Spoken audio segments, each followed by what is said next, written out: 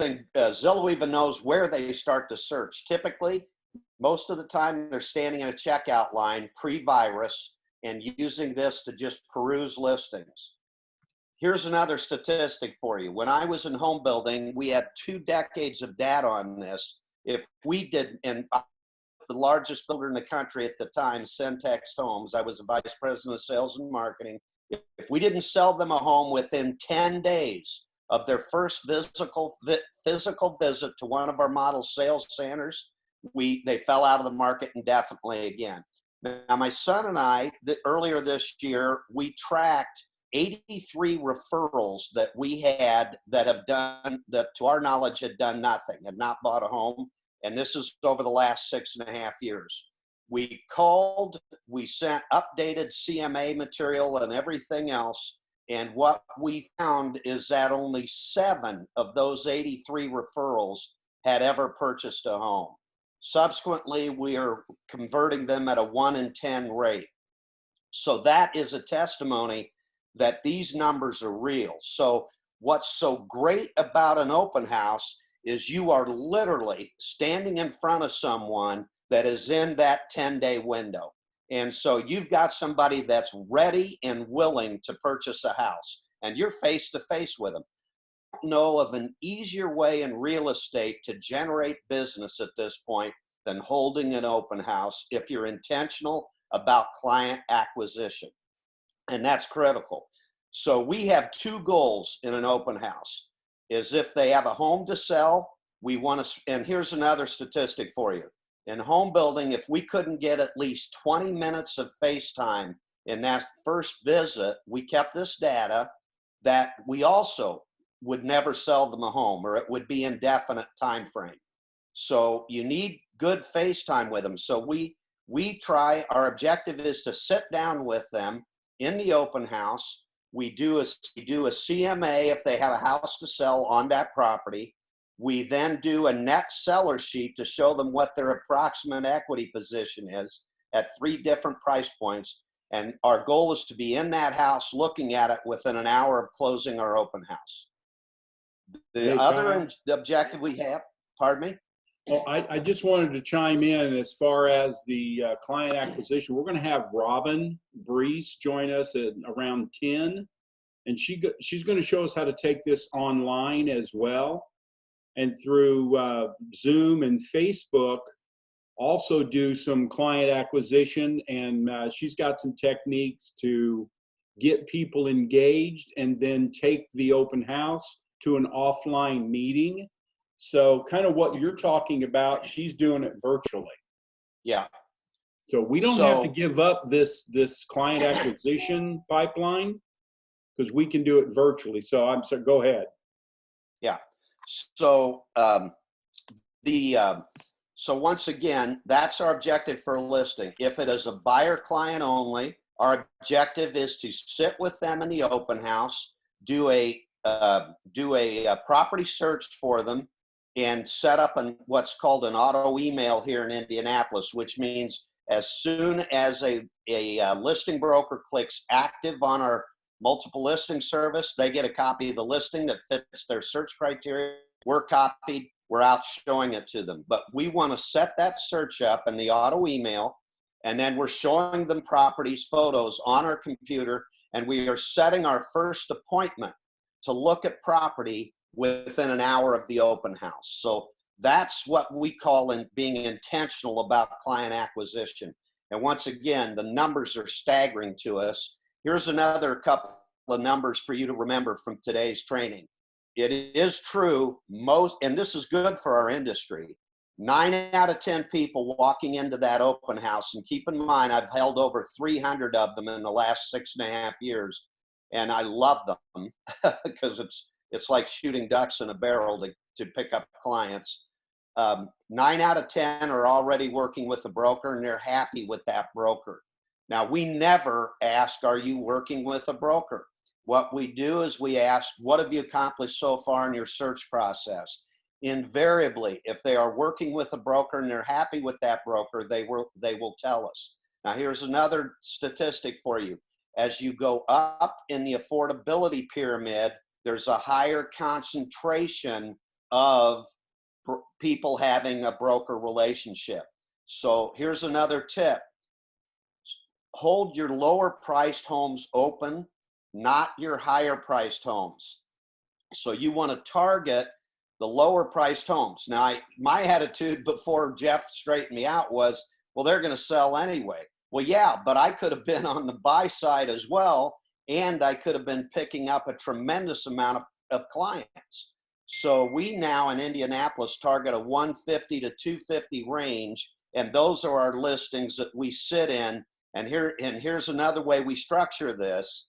We do not list the property until Thursday evening. That's another there's a reason for that. Once again, that's when people start planning their open house visits on their smartphone. Statistically, it starts on Thursday evening. We also indicate in the listing and the agent-to-agent remarks, we will not review offers until Monday at noon. That has also generated multiple offers in most cases, because it creates a sense of urgency. Hey, they must think this is a pretty good place because they're not even going to look at offers till Monday. Now, as a listing broker, I hate that, and I have pretty even split of listings and buyers. My son and I close 70 to 85 homes a year, but in that, it is a great way to generate more offers and get into a multiple offer situation for your client. So that's another tip. Okay, we're now going to start into the presentation, but I did want to give you some background as to how this has developed, and we're still tweaking it, but it is a phenomenal way to generate business. Okay, so first of all, there is quite a bit of preparation, but it's not hard. We print out the BLC listing sheet, and in Indianapolis, by virtue of one of our favorite lenders, Ruoff Mortgage, they're a strong lender partner of High Garden here in Indy. They access list reports. List reports is a marketing service. In other markets, I would suggest you check with your lenders and see if they subscribe to list reports. They build beautiful flyers, and not only do they do the flyers for your home automatically, once you're signed up for it and our lender pays for it for all of our brokers, they automatically, as soon as you list the property, generate a flyer for it, and also a second page of information that highlights all of the entertainment and restaurant venues and so forth, athletic venues and what have you in the area. And it's a high gloss, really nice flyer. So we do get the list reports flyer. There are a lot of other mediums. We have internal flyer templates as well, but I really do like list reports. So check with your lender. They may subscribe to that service because it's a national service. In addition, and there's a reason for this. Now, I have not done this. Jeff has done it, but several people are printing out 80 flyers. Now, we've never had 80 people at an open house, but typically now we're pre-COVID, we were getting, sometimes up to 20 couples through on a given day. And by the way, Saturday has proven to be almost as good as Sunday. So I wouldn't fret about, Sunday's the open house day. We then go to list reports, as I mentioned. We click the open house flyer and we print a copy of it.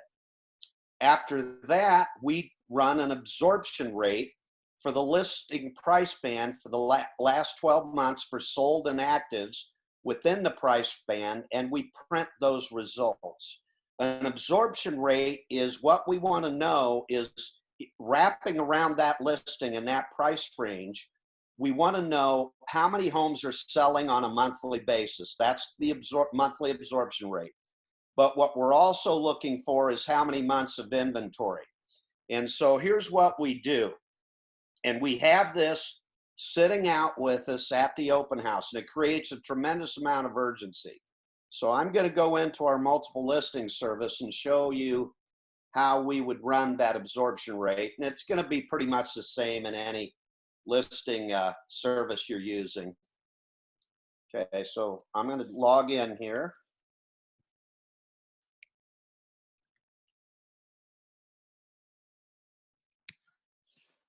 Well,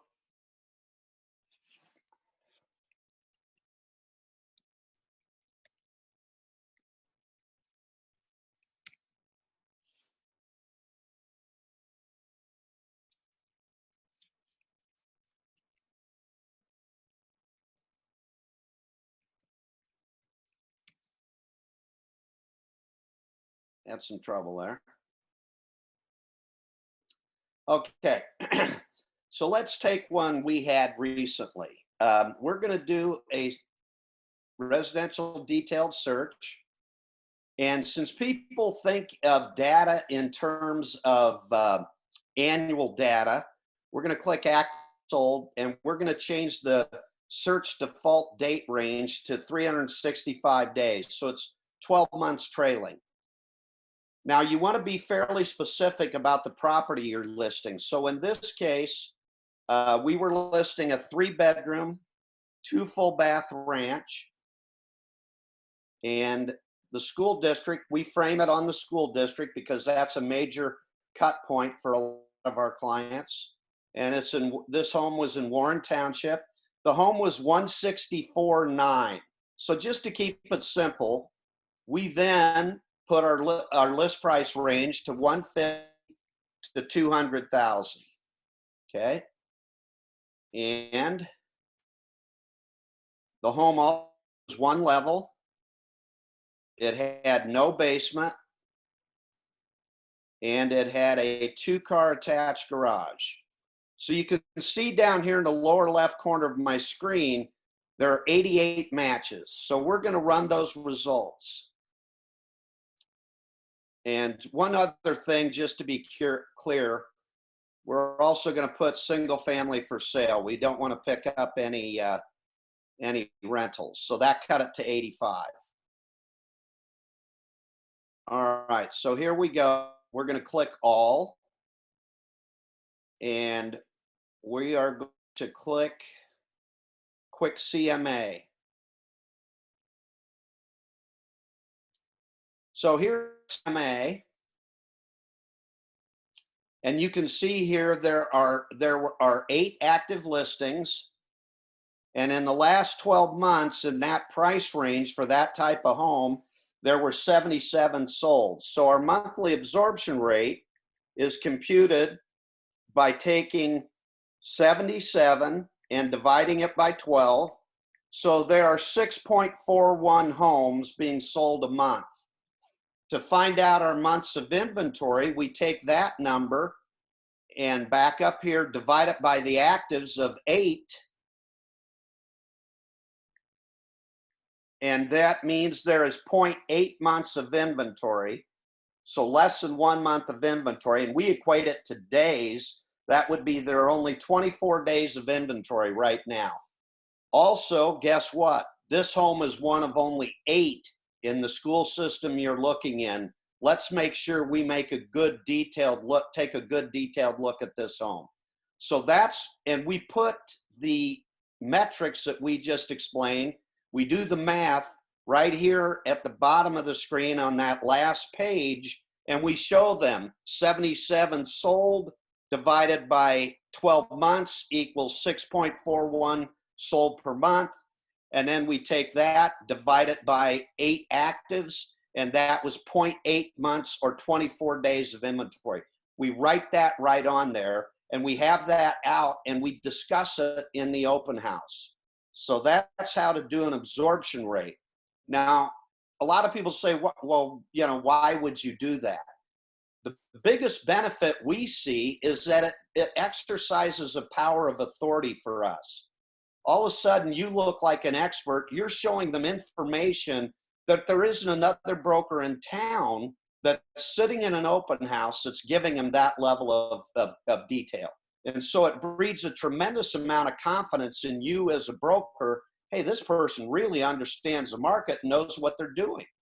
So that's a huge advantage to develop that power of authority right away when somebody comes into the open house. And that's the absorption rate. By the way, all of these slides, if you want copies of these slides, you can email me at kgillette at highgarden.com, and I will send them out to you personally yet today. Okay, to catch back up here, we just went through and showed you an absorption rate and how many months of inventory. And by the way, it's like an old boss of mine once said, figures lie and liars figure. And you can adjust the data by date range or price range to make it look scarce. The other benefit to this absorption rate, months of inventory illustration is that you want to exercise the power of scarcity. People want what they can't have. This property is unique. There aren't many of them out there, so you better give it your best attention. And, you know, it might, many people would think, hey, let's make an offer right now. And we are, by the way, writing offers right in our open houses on the house we're sitting in. Also, another good technique, have your lender out there with you doing pre-qualifications while you're in the open house. Another way to develop a tremendous amount of rapport and show that you are on a very professional, high-level team. It almost never do you see a lender in an open house, and you can co-brand your flyers and so forth with. So it's a great acquisition tool for your lender as well. Okay, I just showed you how to run the absorption rate. You're going to run a detailed search, frame your listing price with a price band around it. You're going to check that active and sold with a date range of 12 months. You're going to select a school system for the listing and print the results. Divide the sold number of sales for the past 12 months by 12, which gives you your monthly absorption rate. Then divide the monthly absorption rate by the active number of properties, and that gives you the months of inventory. Now, here's what creates a tremendous amount of urgency. The National Association of Realtors says on a national level, a balanced market is 6 months of inventory.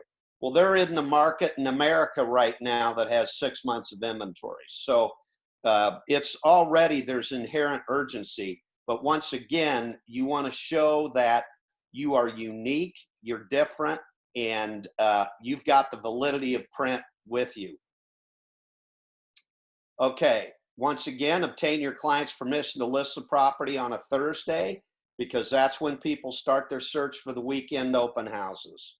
Send your client the open house checklist. Now, that's pretty basic, and given our time constraints today, I'm not going to go up into detail of that, but it covers things. Let me just show it to you real quick.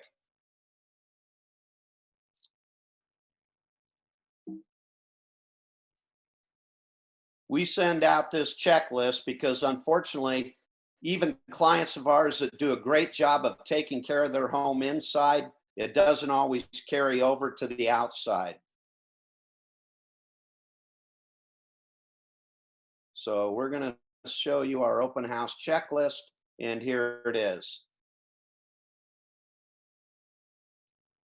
Okay, and it's just basic stuff that we even use this when we first list a property, but you want the grass freshly cut this time of year. You want them to use a string trimmer, edge the sidewalks, patios, so forth. Touch up your mulch beds, maybe put out fresh mulch.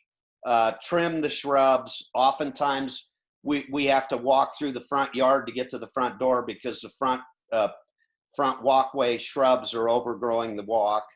Clean the exterior doors, porches, clean exterior fixtures, all windows inside and out. We actually carry cleaning supplies to our open houses simply because when they have dogs, it gets wet, muddy in the backyard. Invariably, we're washing windows in the backyard. So power wash porches and siding if needed. We have a little electric power washer that we'll loan our clients if they need one, and it does a great job. It was like $45 at Menards. They need to freshly vacuum the home, clean and organize garage basements.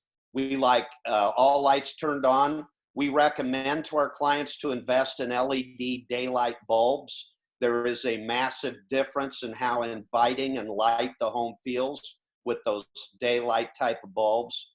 Put on easy music, easy listening music, and remove all pets. On our side, we're preparing our flyers. We're doing posts and boosts on social media. We also make sure we double check to make sure Zillow and Realtor.com has pulled the open house properly from our listing service. It's automatic, but sometimes you may want to tweak it. We make sure we've mapped out our directionals, and we also have done our homework on the absorption rate, months of inventory, and the current neighborhood CMA. We run that as well. And then when we're finished, of course, we turn off all lights and lock all doors. Now, once again, I'm using a disclaimer here this morning. This is pre-COVID. We're not holding them right now, and it breaks my heart. Okay, well, it's actually breaking my wallet more than my heart. Okay, so send your client that open house checklist. Make sure and check back with them. Make sure that house is ready to go. Hold the open house both Saturday and Sunday. We have tried, I'm often asked this question, why 1 to 3? We have tried in this market noon to 6, noon to 7, 2 to 7. We've tried, I've even held open houses on Thursday nights from 5 to 7. It was in the winter, it didn't work, but I'm certainly going to try it again this year as we have the daylight hours now, once we're back to the new normal. Hopefully we'll be back to that sooner rather than later. We're seeing signs, of course. But anyway, we've tried all these different time bands. Found that noon was too early. People are still having a leisurely weekend lunch both days. Also, they need some time to adjust, change after, going to a house of worship or something, what have you. But also, there's a practical reality to it. When you compress the time to that 2-hour window, what you're getting is you will once again are using the power of scarcity, because you get more traffic at once. Now, here's another mistake I've made and paid a dumb tax. Have somebody with you. You spread the wealth a little bit. If it's not a team member, invite, meaning your own real estate team within Highgarden, invite another Highgarden broker, because oftentimes the traffic has overwhelmed me. And so I've learned I'm missing some traffic anyway. I might as well have another team member there and let them share in some commission income. So it's a good idea to have another broker there, as well as possibly the lender. Make it an event. It's a lot of fun. I totally enjoy them. I look forward to them. Set out your directional signage in Indianapolis. The municipalities do not allow us to put it out until after 6 on Friday. It has to be picked up by 6 on Sunday. If you violate that rule, you won't get a sign, but they will confiscate your signage and throw it away. And they're under no obligation to hold it for you in any place. So you're going to lose some signs if you violate that. We do educate our clients. I typically, if it's not in a new neighborhood as defined by a 3-year-old or newer neighborhood, I just bring my signs with me. I set up 15 minutes before the open house, and then I pick them up 15 minutes after I close the open house on Sunday. Now, the reason I do that, everybody searches using their smartphone. They don't, for the most part, come by the signage. And I asked the question in detail at the open house. How did you find us today? Where were you looking that you saw we were going to have an open house? And here's the good news. More than Zillow, they are using Realtor.com in our market. So that's a great support for our multiple listing service. So that's a cool thing. I think people have now realized that Zillow is not very accurate on pricing, and therefore they are relying more on our system. So that's pretty cool to see that. But anyway, the signs are absolutely critical if it's a 3-year or newer neighborhood, because they may not find it on their smartphone, okay? Next, the 10-10-20. This is a Tom Hopkins methodology, and Tom Hopkins, he is a real estate He's a tremendous real estate agent in Southern California, and he also developed a training company, Tom Hopkins International, and he has held what he calls boot camps all over the country. And he's an excellent trainer, highly recommend him. But he developed this process. When he first was going to hold an open house, he would arrive at the neighborhood 2 hours early. He would take his flyers and his business cards. He would walk and knock on doors to the left of the open house, 10 to the right, and 20 across the street from it. And he would introduce himself, and he would, what I call, prospect the prospect. He wouldn't directly ask them if they were ready to list their home. He would tell a story. He would say, hey, I've got an open house today. I'd like you to come down. I'm going to have refreshments, and you get an opportunity to look at the house. And I'd like you to think about who you might know that you would like to have as a new neighbor that could take advantage of purchasing the home. And so please come down. Love to have you. And it starts at 1 o'clock. So he would do that and then hand them a flyer and a business card. That's called the 10-10-20. Based on the power of reciprocity, the number one influencer a salesperson can have is give before you take or before you ask. And the power of reciprocity is the highest level of influence you can exert. So I bring a cooler of juice boxes, regular diet soft drinks, bottled water to the open house. I want them taking my hospitality supplies. And so I do bring that. I used to bring a tray of cookies, but I found even a really nice tray of cookies that I'd pick up at the grocery for, $5. You get, 12 to 20 of these gourmet cookies. People wouldn't take them. And especially now after this virus, I think people are going to be very reluctant to pick up an item that isn't wrapped. So we have switched now to the variety pack. I think we pay like $10 for it, and it has like 30 items in it at Sam's Club or Costco. And it has Rice Krispie treats, it has Famous Amos cookies, it has chips and all of that. And we have that open and ready for snacks. Get your laptop, make sure your laptop is turned on and ready to go. Open up your multiple listing service. You want to sit at a table with at least 3 chairs so that you can get people sitting down with you. That's your objective. Set out your flyers and business cards on the table.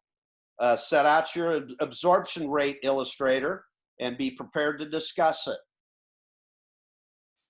As people arrive, I don't open the door for them. I think that's a bit too on them, so to speak. But I use the triad, what I call the triad greeting. Hey, welcome. I'm Kyle Gillette with High Garden Real Estate. Thank you so much for coming to my open house today.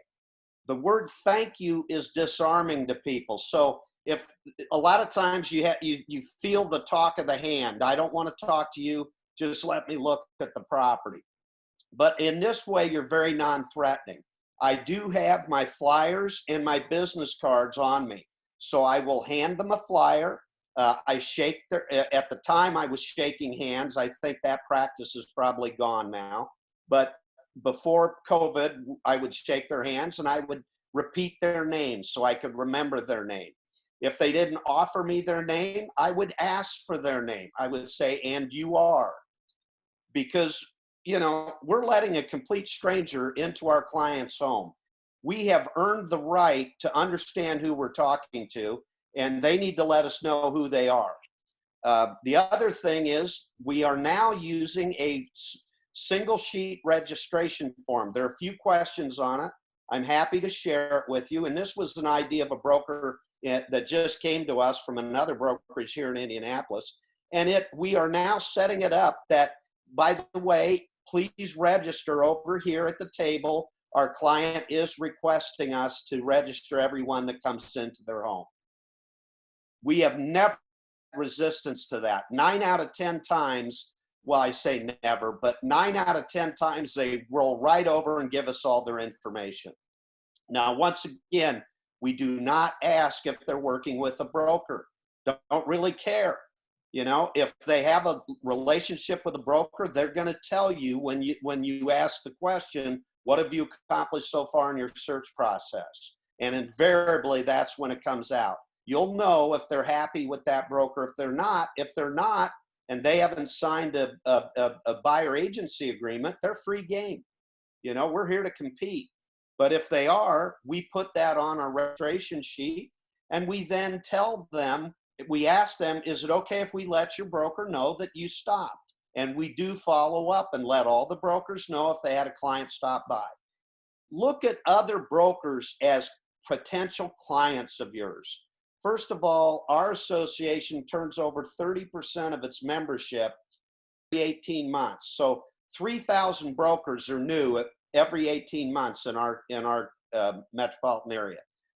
So you help other brokers. I just got a referral last week. It's going to be an $8,000 commission to me because this particular broker respects how I do business, and he didn't want to drive to Greenwood, Indiana. So that's fine. But the reason he respects me is I've done a transaction with him before, and he appreciated the way I treated him and his client.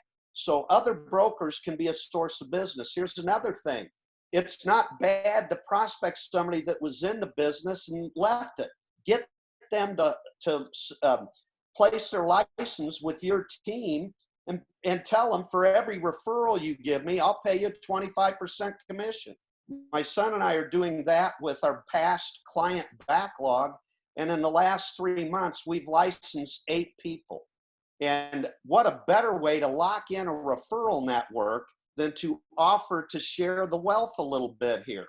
And it's made referral maniacs out of a couple of these people. We just wrote a check to somebody last month for $2,000.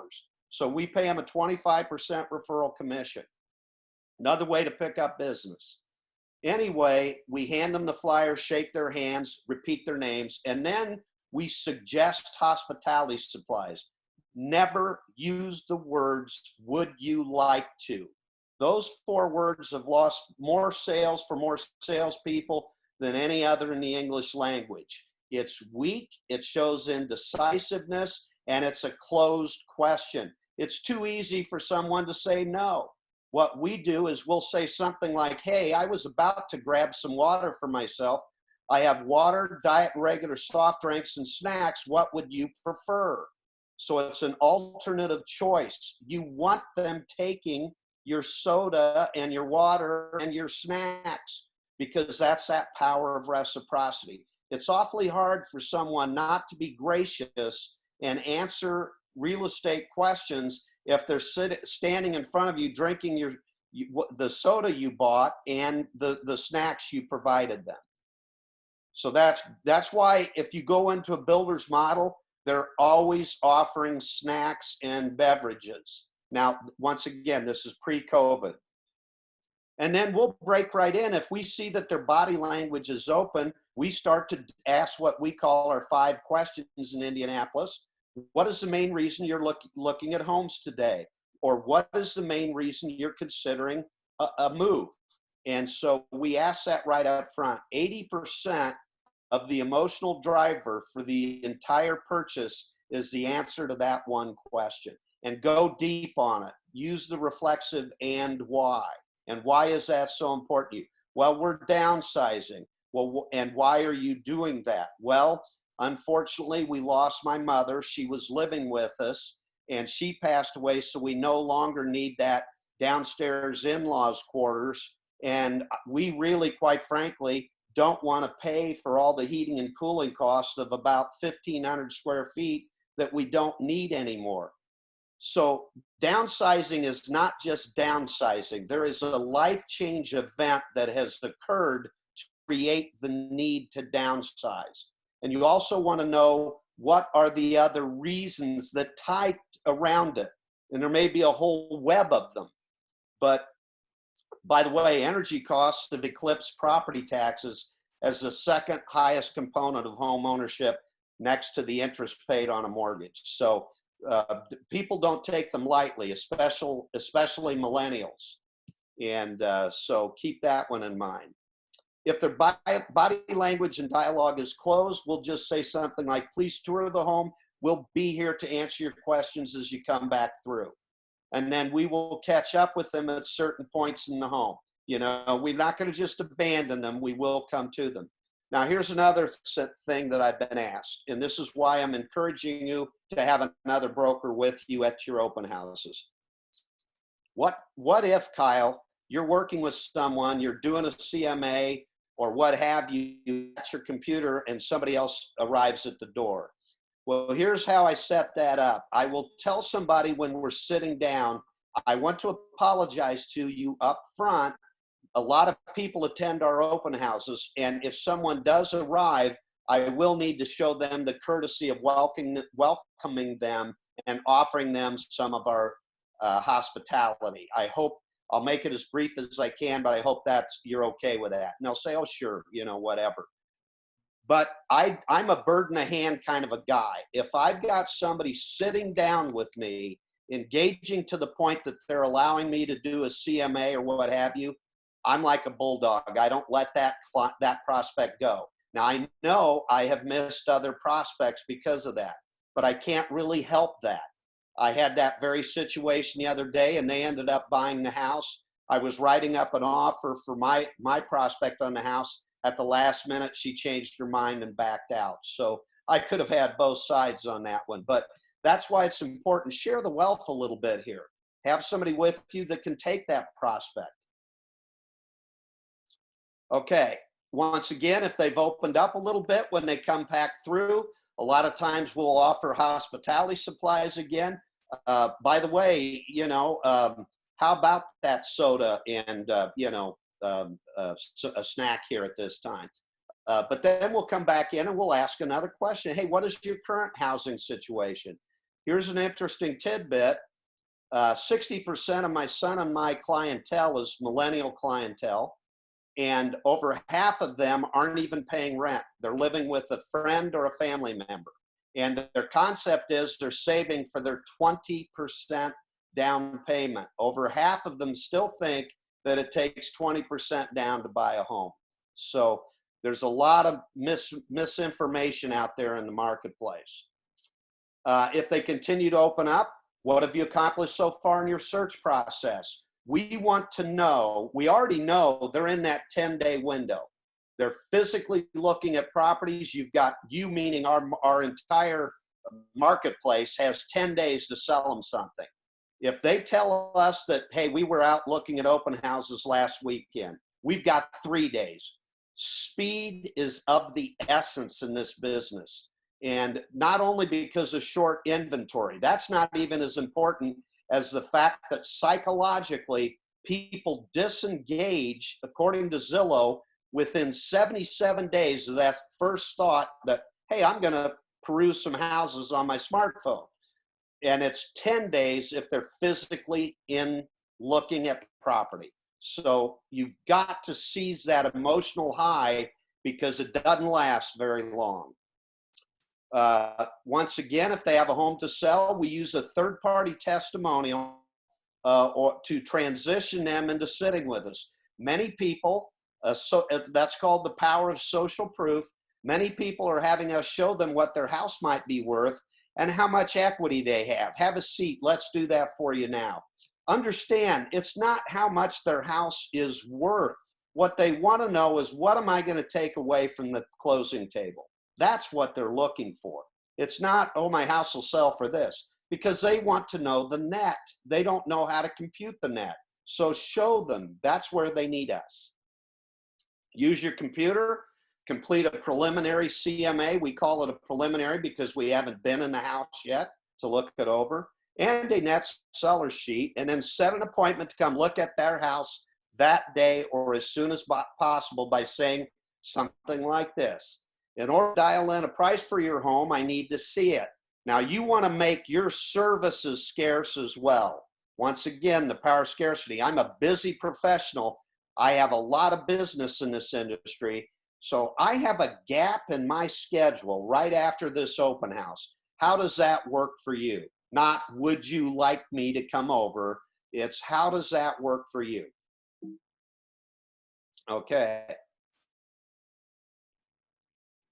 Next, if the house doesn't have a home to sell, transition them once again with a testimonial. Many people have me put together a home search for them so they don't miss out on any opportunities. Have us, let's do that for you now. And this is the opportunity to disclaim Zillow. I don't know if you're aware of this or not, but as soon as Zillow's pricing is so flexible, as soon as you list a property, the Zillow value goes up to the list price. So that's how you can quickly discredit Zillow. And guess what? The only real-time data is the multiple listing service. Because when you set up that CMA and an auto email, as soon as the listing broker clicks active, you get a copy. Zillow doesn't pull continually. I'm told they pull about 4 times an hour, but that 15 minutes in this market, in this inventory shortage we're in, that can be the difference between them getting the house or not getting the house. So take an opportunity there to do a kind of a backhanded slap to Zillow if you can. You want them reliant on you and our system. Okay, do your search setup for Indianapolis. It's called an auto email, and show them the homes that match their criteria and set an appointment for later in the day to view the homes they wish to see by saying, let's go see these homes now so that you don't miss out on an opportunity you may want. And so once again, our goal is within 1 hour of 3 o'clock closing of the open house. You want to prepare a traffic report by registering each visitor on your computer with notes you've obtained from them and send the report to your listing client that evening. You owe it to your client to do a traffic report. I'm going to show you what one looks like. And here it is. Okay, so this is nothing more than a Word doc with floating text boxes. And so we come in there and we put in the date of the open house. We put in we call it a traffic group number because it could be a family that came in. We put in their names, their contact information off of their sign sheet. If they're working with a broker, once again, we never ask, are you working with a broker? But if it comes out they are, we'll put in the broker's name, their company. HTS is the acronym for home to sell, yes or no. And then we put in copious notes. And it shows to our listing client that we've done our job. We don't just sit out here and watch people walk through the house. We are engaging them in conversation to see if we can get the house sold to them. And we'll put in comprehensive notes there. We send this traffic report to our listing client at the end of the open house. So they've got it at their fingertips. I can't tell you how much they appreciate that. And this is where we get those passive listing referrals. Hey, not only did my broker hold my open house both Saturday and Sunday, but we got a really good traffic report from him. All of a sudden, your phone starts ringing with listing clients. Now, I'm also going to show you the sign-in sheet. And we're still going to tweak this a little bit. And you're welcome to tweak any of this stuff to your market and your needs. And let's see where I've got my sign-in sheet. And these are individual sheets that we have for each person that walks in. So you can see we are collecting, and I think this is a little bit long from what I'm seeing based on who's filling out what. But we have their contact information or name, and if they have a house to sell, their address, what price range they're interested in, if they would like a CMA, if we can't do it right there on the spot, and we'll do a free analysis of a mortgage, monthly investment, and so forth, and when they're looking to sell. Now, we're going to tweak that to a greater degree. We just kind of copied one that was promoted to us.